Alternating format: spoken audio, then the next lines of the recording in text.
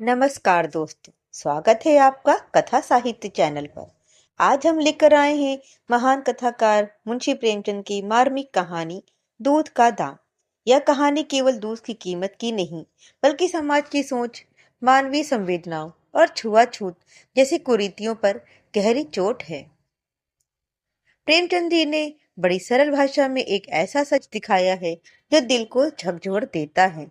तो आइए सुनते हैं दूध का दाम।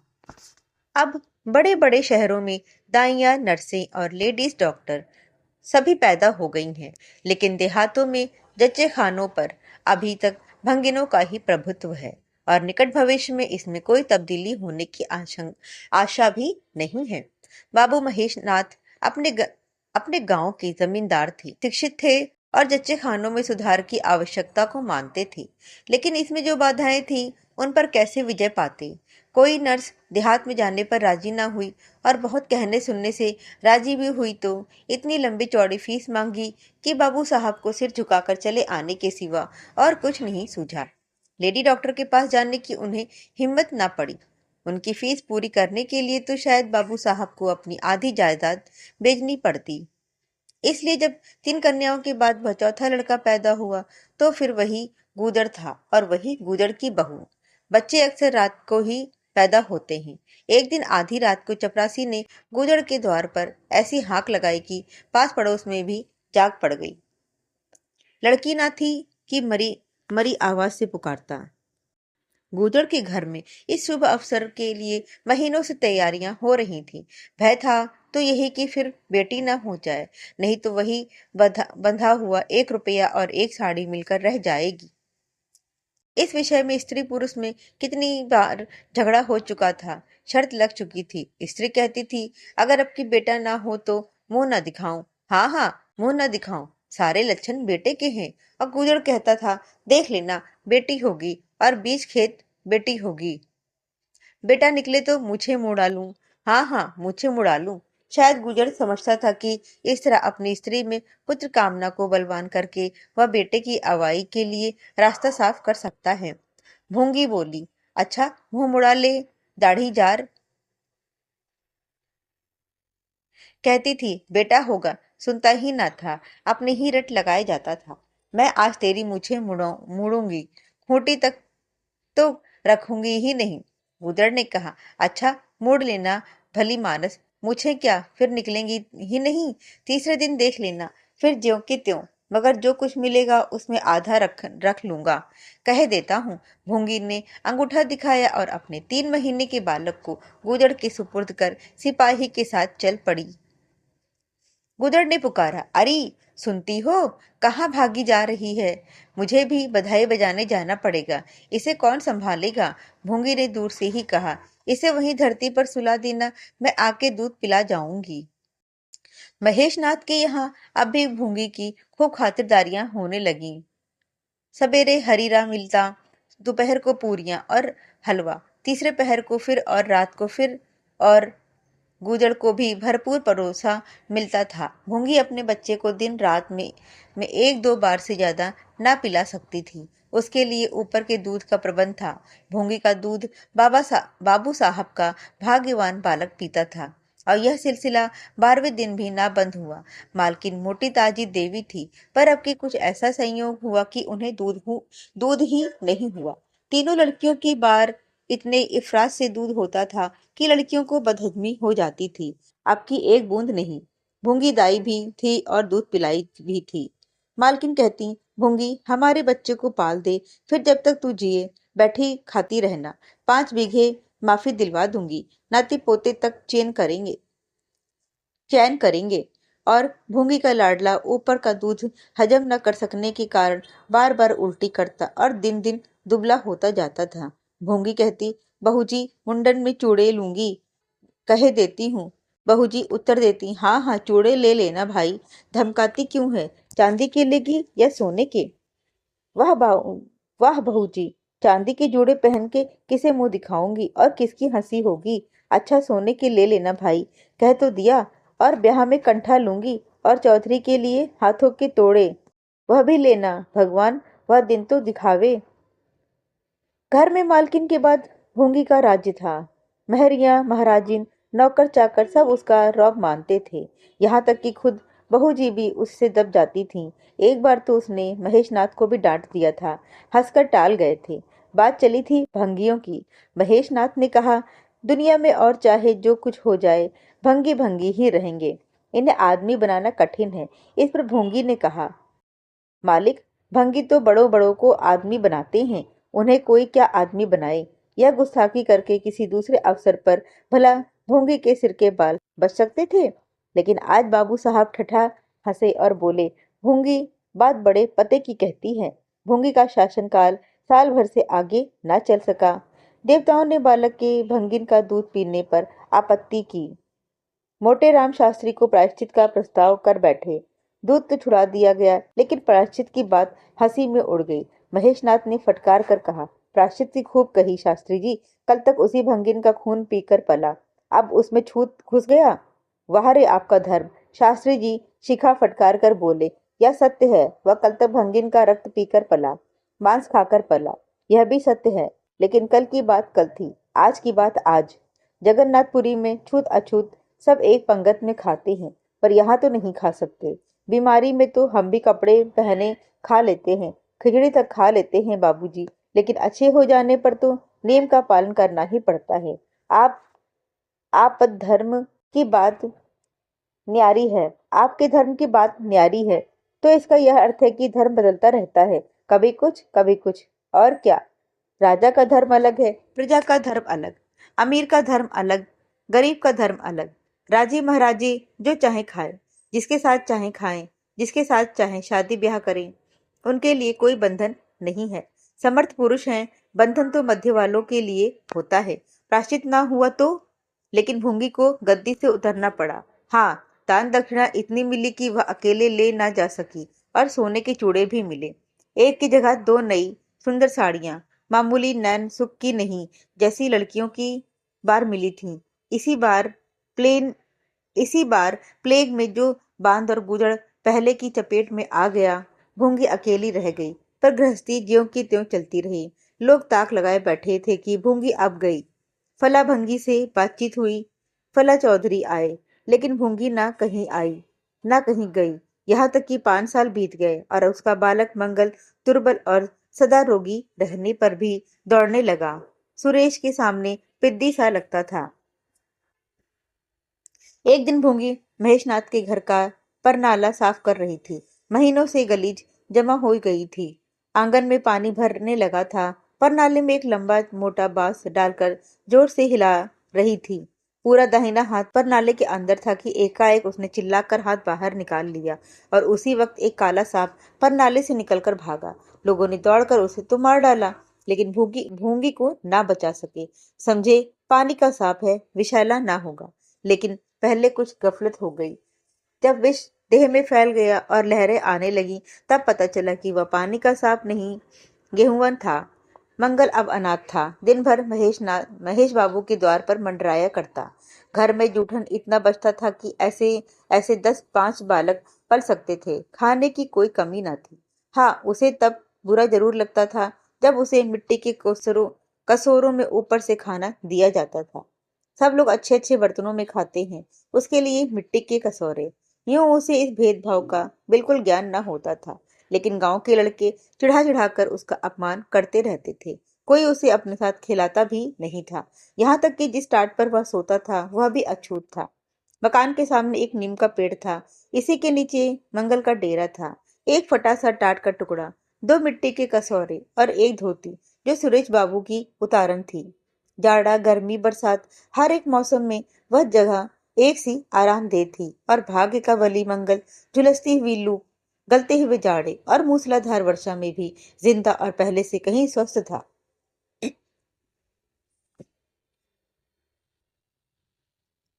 बस उसका कोई अपना था तो गांव का एक कुत्ता, जो अपने सहवर्गियों के जुर्म से दुखी होकर मंगल की शरण आ पड़ा था। दोनों एक साथ ही खाना खाते, एक साथ ही टाट पर सोते। तबीयत भी दोनों की एक सी थी और दोनों एक दूसरे के स्वभाव को जान गए थे। कभी आपस में झगड़ा ना होता। गांव के धर्मात्मा लोग बाबू साहब की इस उदारता पर आश्चर्य करते। ठीक द्वार के सामने 50 हाथ भी ना होगा। मंगल का पड़ा रहना रहना उन्हें 16 आने धर्म विरुद्ध जान पड़ा। छी, यही हाल रहा तो थोड़े ही दिनों में धर्म का अंत ही समझो। भंगी को भ, भंगी को भी भगवान ने ही रचा है, यह हम भी जानते हैं। उनके साथ हमें किसी तरह का अन्याय न करना चाहिए। यह किसे नहीं मालूम। भगवान का तो नाम ही पतित पावन है, लेकिन समाज की मर्यादा भी कोई वस्तु है। उस द्वार पर जाते हुए संकोच होता है। गांव के मालिक हैं, जाना तो पड़ता ही है, लेकिन बस यही समझ लो कि घृणा होती है। मंगल और टॉमी में गहरी बनती थी। मंगल कहता था, देखो भाई टॉमी, जरा और खिसक कर सो। आखिर मैं कहाँ लेटूं? सारा टाट तो तुमने घेर लिया है। टॉमी कूं करता, दुम हिलाता और खिसक जाने के बदले और ऊपर चढ़ जाता और मंगल का मुंह चाटने लगता। शाम को वह एक बार रोज अपना घर देखने और थोड़ी देर रोने जाता। पहले साल फूस का छप्पर गिर पड़ा, दूसरे साल एक दीवार गिरी और अब केवल आधी आधी दीवारें खड़ी थीं, जिनका ऊपरी भाग नोकदार हो गया था। यही उसे स्नेह की संपत्ति मिली थी। वही स्मृति ही आकर्षण, वही प्यार उसे एक बार उस उजड़ में खींच ले जाता था और टॉमी सदैव उसके साथ होता था। मंगल नोकदार दीवार पर बैठ जाता और जीवन के बीते और आने वाले स्वप्न देखने लगता और बार बार उछलकर उसकी गोद में बैठने की असफल चेष्टा करता था। एक दिन कई लड़के खेल रहे थे। मंगल पे पहुंचकर दूर खड़ा हो गया। या तो सुरेश को उस पर दया आई या खेलने वालों की जोड़ी पूरी ना पड़ती थी, कह नहीं सकते। जो कुछ भी हुआ, तजवीज की आज मंगल को भी खेल में शरीक किया जाए। यहाँ कौन देखने आता है? क्यों रे मंगल, खेलेगा? मंगल बोला, ना भैया, कहीं मालिक देख लें तो मेरी चमड़ी उधेड़ देंगे। तुम्हें क्या, तुम तो अलग हो जाओगे। सुरेश ने कहा, तो यहाँ कौन आता है देखने बे? चल, हम लोग सवार सवार खेलेंगे। तू घोड़ा बनेगा, हम लोग तेरे ऊपर सवारी करके दौड़ाएंगे। मंगल ने शंका की, मैं बार बार घोड़ा ही रहूंगा कि सवारी भी करूंगा, यह बता दो। यह प्रश्न टेढ़ा था, किसी ने इस पर विचार न किया था। सुरेश ने एक क्षण विचार करके कहा, तुझे कौन अपनी पीठ पर बैठाएगा? सोच, अगर तू भंगी है कि नहीं, आखिर तू भंगी है कि नहीं? मंगल भी कड़ा हो गया, बोला, मैं कब कहता हूँ कि मैं भंगी नहीं हूँ, लेकिन तुम्हें मेरी ही माँ ने अपना दूध पिलाकर पाला है। जब तक मुझे भी सवारी करने को न मिलेगी, मैं घोड़ा न बनूंगा। तुम लोग बड़े चघड़ हो। आप तो मजे से सवारी करोगे और मैं घोड़ा ही बना रहूं। सुरेश ने डांट कर कहा, तुझे घोड़ा बनना पड़ेगा। और मंगल को पकड़ने दौड़े। मंगल भागा, सुरेश ने दौड़ाया। मंगल ने कदम और तेज किया, सुरेश ने भी जोर लगाया, मगर वह बहुत खा खा कर थुलथुल हो गया था और दौड़ने में उसकी सांस फूलने लगी थी। आखिर उसने रुक कर कहा, आकर घोड़ा बनो मंगल, नहीं तो कभी पा जाऊंगा तो बुरी तरह पीटूंगा। तुम्हें भी घोड़ा बनना पड़ेगा। अच्छा, हम भी बन जाएंगे, तुम पीछे से निकल जाओगे। पहले तुम घोड़ा बन जाओ, मैं सवारी कर लूं, फिर मैं बनूंगा। सुरेश ने सचमुच चकमा देना चाहा था। मंगल ने यह मुतालबा सुनकर साथियों से बोला, देखते हो इसकी बदमाशी, भंगी है ना? तीनों ने मंगल को घेर लिया और उसे जबरदस्ती घोड़ा बना दिया। सुरेश ने चटपट उसकी पीठ पर आसन जमा लिया और टिक टिक करके बोला, चल घोड़े चल। मंगल कुछ देर तक तो चला, लेकिन उस बोझ से उसकी कमर टूटी जाती थी। उसने धीरे से पीठ सिकोड़ी और सुरेश की रान के नीचे से सरक गया। सुरेश महोदय लद से नीचे गिर पड़े और भोंपू बजने लगा। माँ ने सुना सुरेश कहीं रो रहा है। सुरेश कहीं रोए तो कान उनके तेज कदमों उनके तेज कानों में जरूर भनक पड़ जाती थी और उसका रोना भी बिल्कुल निराला होता था, जैसे छोटी लाइन के इंजन की आवाज। महरी से बोली, देख तो, सुरेश कहीं रो रहा है, पूछ तो किसने मारा? इतने में सुरेश खुद आंखें मलता हुआ आया। उसे जब रोने का अवसर मिलता था तो माँ के पास फरियाद लेकर जरूर आता था। माँ मिठाई या मेवे देकर आंसू पोंछ देती थी।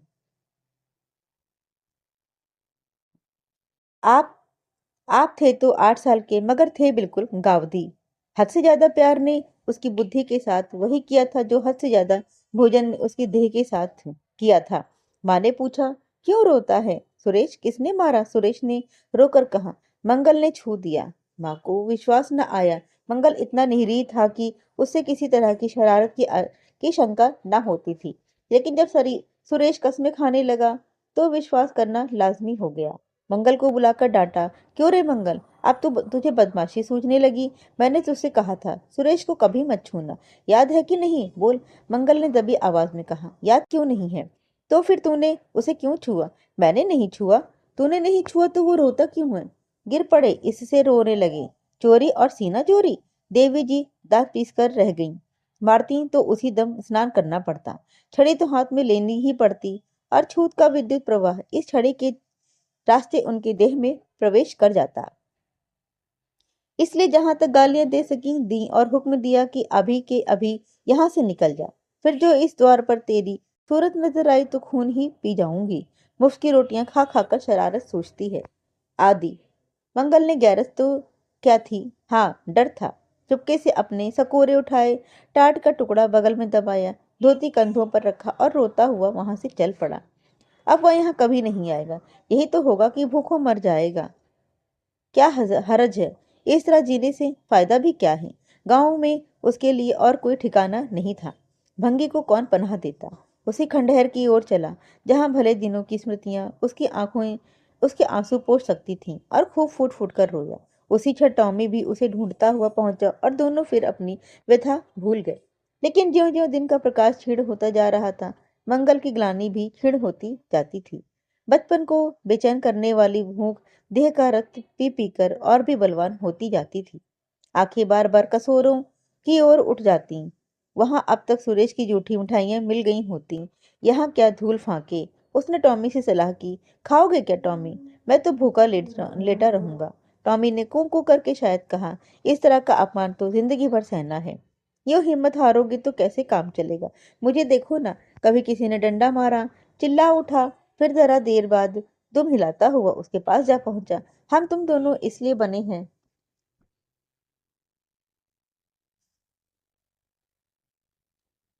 मंगल ने कहा। तो तुम जाओ, जो कुछ मिले खा लेना, मेरी परवाह ना करो। टॉमी ने अपनी श्वान भाषा में कहा। अकेला नहीं जाता, तुम्हें साथ लेकर जाऊंगा। मैं नहीं जाता। मैं भी नहीं जाता। भूखों मर जाओगे तो क्या तुम जीते रहोगे? मेरा कौन बैठा है जो रोएगा? यहाँ भी वही हाल है भाई। कुआर में जिस कुतिया से प्रेम किया था, उसने बेवफाई की और अब कल्लू के साथ है। खैरियत यही हुई कि अपने बच्चे लेती गई, नहीं तो मेरी जान गाढ़े में पड़ जाती। पांच पांच बच्चों को कौन पालता? एक क्षण के बाद भूख ने एक दूसरी युक्ति सोच ली। मालकिन हमें खोज रही होंगी क्या टॉमी? और क्या, बाबूजी और सुरेश खा चुके होंगे। कहार ने उनकी थाली से जूठन निकाल लिया होगा और हमें पुकार रहा होगा। बाबूजी और सुरेश दोनों की थालियों में घी खूब रहता है, और वह मीठी मीठी चीज, हाँ मलाई, सबका सब घूरे पर डाल दिया जाएगा। देखें, हमें खोजने कोई आता है। खोजने कौन आएगा? क्या कोई पुरोहित हो? एक बार मंगल मंगल होगा और बस थारी पर नाले में उड़ेल दी जाएगी। अच्छा, तो चलो चलें, मगर मैं छिपा रहूंगा। अगर किसी ने मेरा नाम लेकर ना पुकारा तो मैं लौट आऊंगा, यह समझ लो। दोनों वहां से निकले और आकर महेशनाथ के द्वार पर अंधेरे में दबकर खड़े हो गए। पर टॉमी को सब्र कहाँ। वह धीरे से अंदर घुस गया। देखा, महेशनाथ और सुरेश थाली पर बैठ गए हैं। परोठे में धीरे से बैठ गया, मगर डर रहा था कि कोई डंडा ना मार दे।